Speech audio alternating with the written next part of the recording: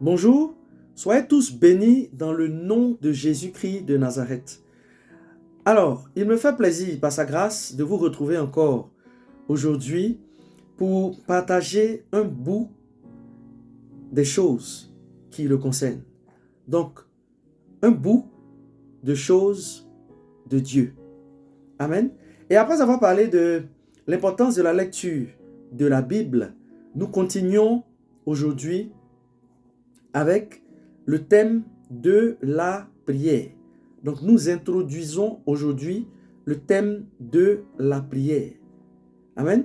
Ce sujet-là est un sujet à la fois simple et complexe parce que beaucoup d'aspects et beaucoup d'interrogations tournent autour de la prière. D'abord même, il convient de se demander, de se poser la question de savoir qu'est-ce que la prière? Amen. C'est vrai qu'on prie. On prie autant que faire se peut. Amen. Mais on ne sait pas réellement et véritablement ce que nous sommes en train de faire la plupart du temps. Mais on le fait. C'est tout. Tu es d'accord avec moi? On prie et c'est tout. Mais sans véritablement savoir ce que c'est que la prière, savoir ce que nous sommes en train de faire. Amen. Alors, autre chose qui pourrait nous venir à l'esprit, je ne sais pas si ça t'arrive aussi. Des fois, tu te dis, mais je prie, c'est comme si je parle et c'est tout. Tu as le sentiment que tu parles dans le vide. Tu as le sentiment que personne ne t'écoute. Hein? Tu penses que tu n'es pas écouté. Il n'y a personne qui t'entend, il n'y a personne qui t'écoute. Et l'ennemi, se saisissant de cet état d'esprit-là, va venir semer le découragement. Ce qui va faire que dans les temps qui vont suivre, tu ne vas pas prier. Parce que tu vas dire que, tu vas commencer à te dire, mais je suis en train de parler dans le vide. En réalité, il n'y a personne qui m'entend. Amen. En réalité, il n'y a personne qui m'entend. Des fois aussi, on se demande si notre prière est bonne ou pas bonne. Amen. On se demande si notre prière est bonne ou pas bonne. On pense aussi que nous n'avons pas cette capacité, nous ne sommes pas habilités, merci Seigneur, à prier. Nous ne sommes pas habilités à prier. Amen. Mais c'est quelqu'un d'autre qui est habilité à prier pour nous. C'est quelqu'un d'autre là qui a cette capacité-là, c'est-à-dire qui est meilleur que nous et qui a cette capacité, qui est habilité à prier pour nous. C'est-à-dire que c'est lui qui doit prier pour nous. Amen. On se dit, oh, si moi je peux pas prier, je vais prier. Je vais appeler le frère ou la sœur ou l'homme de Dieu et puis je vais lui demander de prier pour moi. Amen. Je vais lui demander de prier pour moi. Ce qui n'est pas mauvais puisque la Bible nous recommande de porter les fardeaux les uns des autres. Amen. Ce qui n'est pas mauvais. Mais comprends bien ce que je suis en train de te dire. Je suis en train de te parler de l'état d'esprit dans lequel tu te trouves où toi-même tu te minimises, où toi-même tu te dis que tu ne peux pas prier. Mais il y a des personnes qui sont choisies pour prier pour toi. Amen. Ce sont ces personnes-là qui peuvent prier, mais pas toi. Ce sont ces personnes-là qui sont spécialistes, merci Seigneur, dans la prière, mais pas toi. Amen. Ce sont ces personnes-là qui sont capables de prier à ta place. Amen. Tu te dis que y a une catégorie de personnes qui sont comme des privilégiés de Dieu et que ce sont ces personnes-là que Dieu écoute. Ce sont ces personnes-là qui peuvent prier, mais toi, tu ne peux pas prier. Amen. Toi, tu ne peux pas prier. Voyez un peu? Ce qui est différent d'appeler un frère ou une sœur, et puis de partager la prière avec cette personne. On va entendre souvent par rapport à un sujet ou à un autre sujet, nous sommes en union de prière. Tu comprends? C'est différent. Amen? C'est différent. Là, on parle de ce qui te vient lorsque tu ne te sens pas capable de prier. Tu penses que toi, tu ne peux pas prier. Mais ce sont d'autres personnes ou c'est une autre personne qui peut prier. Amen? Qui peut prier. Alléluia. Donc, on se demande aussi, mais c'est quoi la prière qui est agréable à Dieu? On se pose aussi cette question. Est-ce que ma prière est agréable à Dieu? Est-ce que je sais prier? Mais comment est-ce que je dois prier? Amen. Comment est-ce que je dois prier? Est-ce que ma prière est efficace? Alléluia. Alors, il y a des questions de ce genre, il y en a beaucoup. Il y en a beaucoup. Hein? Il y en a beaucoup. Et la Bible va venir étayer ce que je suis en train de te dire. Amen. Nous allons prendre donc Luc chapitre 11 à partir du verset 1. Luc chapitre 11 verset 1. Au travers de ce passage, tu vas comprendre que des personnes avant toi s'interrogeaient sur leur vie de prière. Amen. S'interrogeaient sur leur prière. Je vais laisser même vie. Pour faire simple. Tu vas comprendre qu'il y a des personnes avant toi et moi qui se posaient des questions sur leur façon ou sur la façon de prier. Amen. Qui voulaient donc savoir comment prier. Qui voulaient qu'on leur apprenne comment prier. Amen. Je vais lire ça. Donc, un jour, Jésus priait en un certain lieu. Quand il eut fini, l'un de ses disciples lui demanda, « Seigneur, apprends-nous à prier comme Jean l'a appris à ses disciples. » Amen. Une deuxième lecture. Donc, Luc 11, chapitre 11, à partir du verset 1. Un jour, Jésus priait en un certain lieu. Quand il eut fini, l'un de ses disciples lui demanda, « Seigneur, apprends-nous à prier comme Jean l'a appris à ses disciples. » Amen. Alors, on va s'arrêter sur ce premier point qui dit, apprends-nous à prier. Alléluia. Apprends-nous à prier. L'un de ses disciples lui demanda, Seigneur, apprends-nous à prier. Remarquez bien ces phrases-là. Remarquez bien. Vous voyez que ça dit ici, l'un de ses disciples. L'un de ses disciples. Et plus loin, ça nous dit, lui demanda, apprends-nous à prier. Alors, ça commence par le singulier, l'un de ses disciples, pour finir par le pluriel, apprends-nous à prier. Ce qui veut dire que ce disciple-là qui s'est approché de Jésus était porteur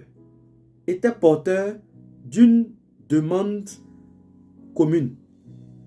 C'est-à-dire que tous les disciples de Jésus, dans leur ensemble, voulaient apprendre à prier. Donc, ils ont délégué l'un d'entre eux pour aller vers Jésus.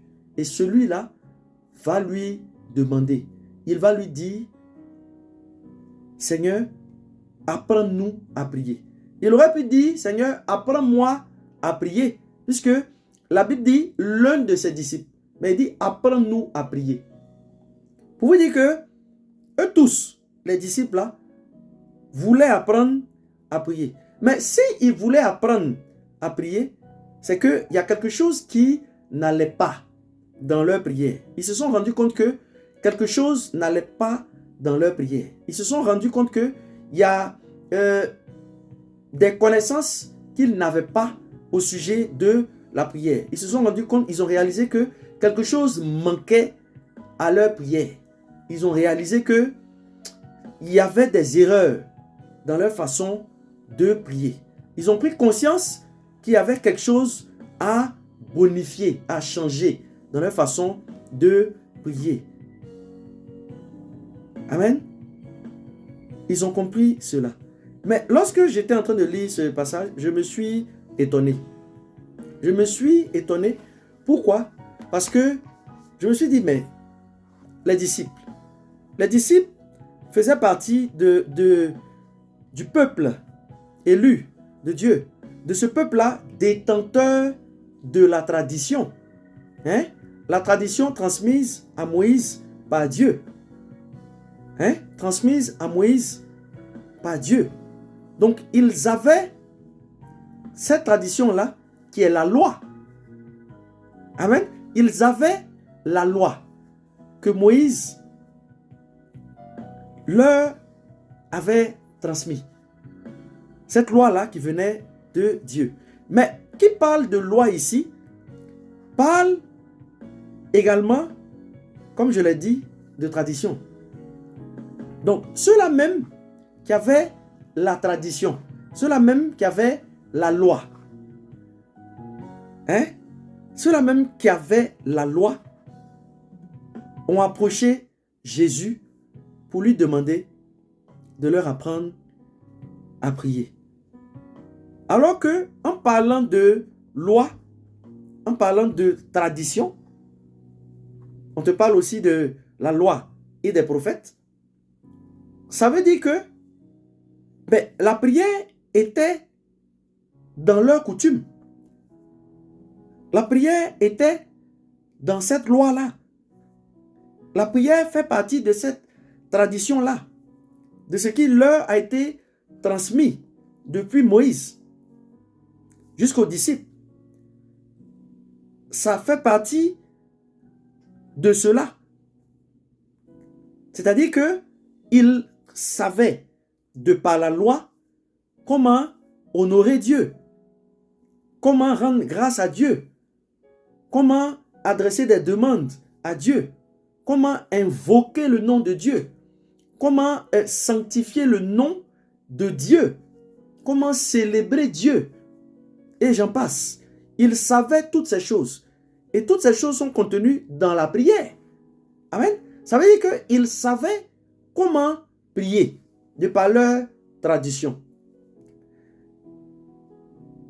Mais quand on lit ce passage, on a le sentiment que toutes ces choses étaient insuffisantes. Tout ce qu'ils savaient de par leur tradition était insuffisant. Amen. Il y a quelque chose qui leur manquait. Comme des personnes qui pensent ou qui pensaient savoir, qui pensaient connaître, mais à un moment donné, qui se sont rendus compte qu'elles ne savaient pas, qu'elles ne connaissaient pas ou qu'elles ne connaissent pas, si je veux parler dans le temps présent. Alors, si tu arrives à un moment où tu te retrouves dans cette situation, où tu commences à te poser beaucoup de questions quant à ta prière, à ta façon de prier, à la manière de prier, tu te demandes même si Dieu t'entend et tout ça. Si tu te retrouves dans cette situation où tu réalises qu'il y a quelque chose qui manque, il y a quelque chose qui manque à ta prière, il y a quelque chose qui manque à ta prière, tu ne sais peut-être pas comment améliorer ta prière. Tu sens que tu pensais savoir prier, mais en réalité, ça ne va pas. Tu ne sais pas. Et si tu as cette soif-là dans ton cœur, comme ces disciples-là, les disciples de Jésus, ont eu cette soif d'améliorer ta prière, le Saint-Esprit m'envoie t'annoncer une bonne nouvelle. Cette bonne nouvelle-là, qui est celle selon laquelle Dieu, par la puissance de son esprit et au travers de Jésus-Christ de Nazareth, viendra t'apprendre et il viendra m'apprendre à prier. Amen. La bonne nouvelle, c'est que si tu te retrouves dans la situation où, comme les disciples, tu as demandé à Jésus, Seigneur, apprends-moi à prier. La bonne nouvelle, c'est que il viendra, au travers de ces publications-là, il viendra t'apprendre à prier. Il viendra t'apprendre à prier. Amen. Alors, quand on lit ce passage, je me suis arrêté à l'un de ses disciples lui demanda, Seigneur, apprends-nous à prier.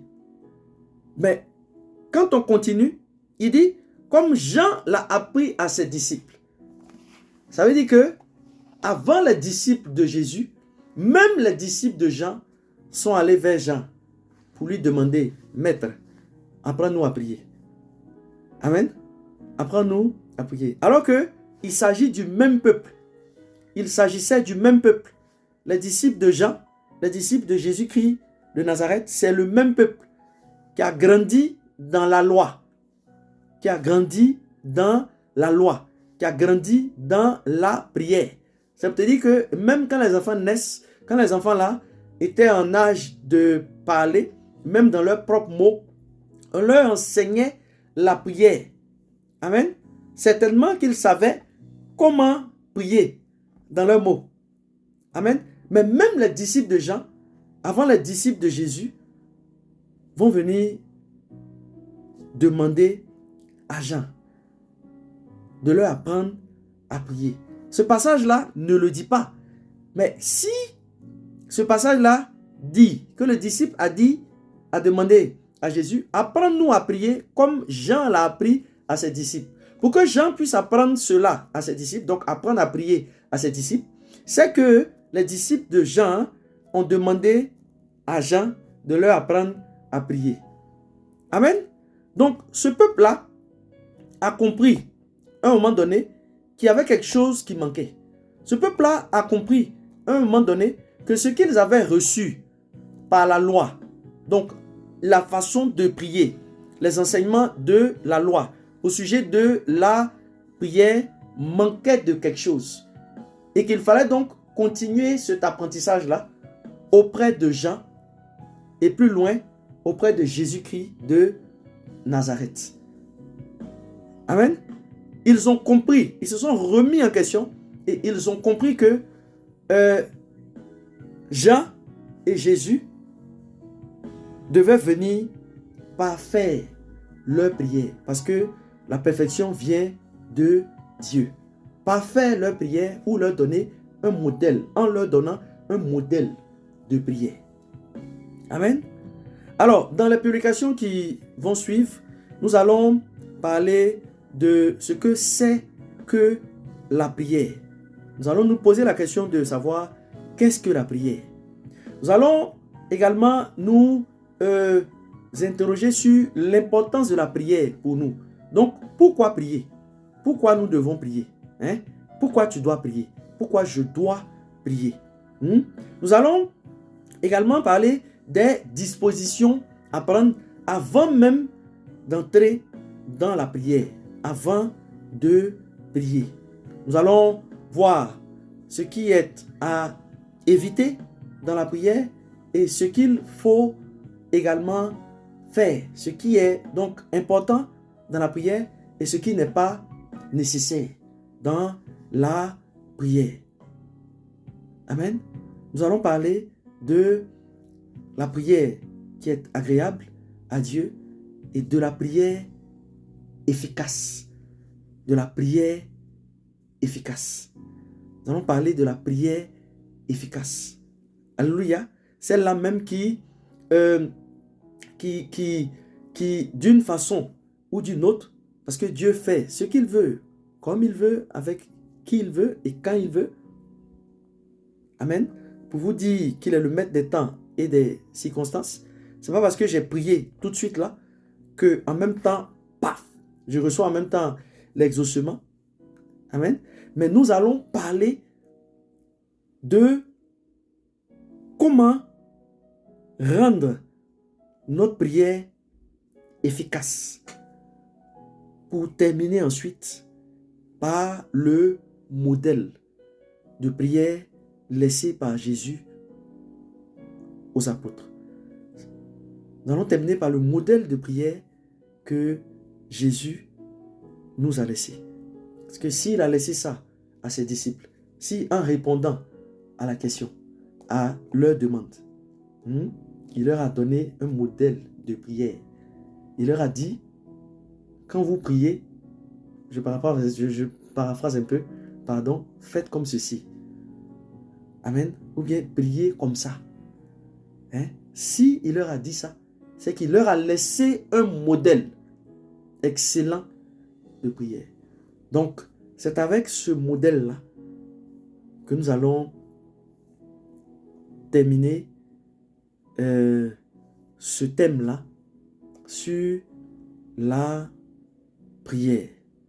Que Dieu nous bénisse et nous accorde de continuer avec ces petits moments-là, ces quelques minutes où nous essayons, avec son aide, de partager ce que nous avons reçu de lui. Au nom de Jésus. Amen.